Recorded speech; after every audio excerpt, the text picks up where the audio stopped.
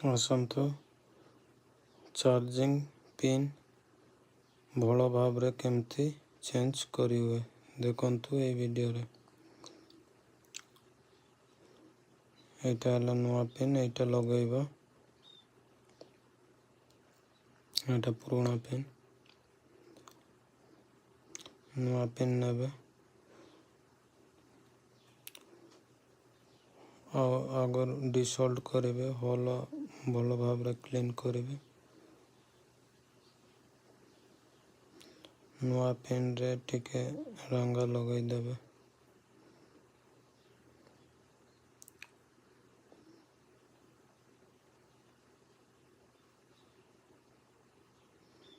देखु परफेक्ट रे केमिति पिन लगे गला